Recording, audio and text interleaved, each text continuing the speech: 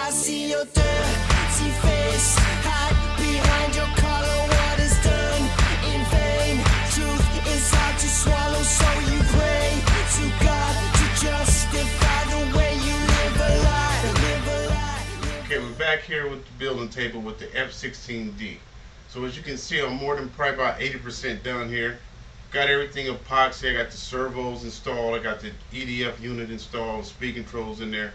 So now what I'm going to be doing is working on the retract here area. I'm going to be using HS81's high-tech servos for that. They're a little bit more bigger than the standard mini-size servo, which is inside here. I also did a thrust test there, see how many watts I'm pulling on the unit, which you'll see throughout the video. I also added a slideshow in there so you guys can see the progress of how I've got to where I am right now by watching the video here. Let's get going and keep on moving until we're done. I'm just about done here. So as you can see here, I installed two HB65 high-tech servos.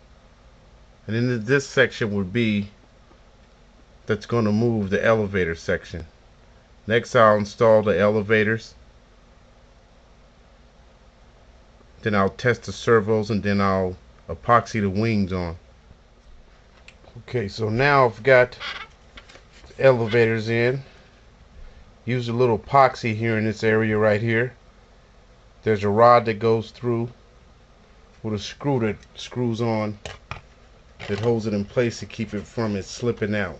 There's another screw slid into a rod here.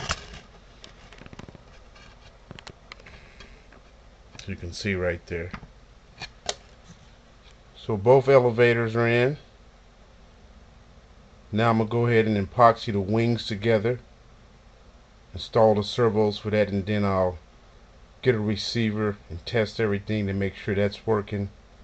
Then I'll probably depend on moving on to the motor or installing the servos for the retracts.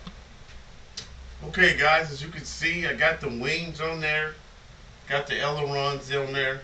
Now what I'm going to go ahead and do is install the servos inside the wings. I've already got them installed back here inside the elevator, which I'm using high-tech HS65 standard servos. They're mini servos. They're about 26 bucks a piece.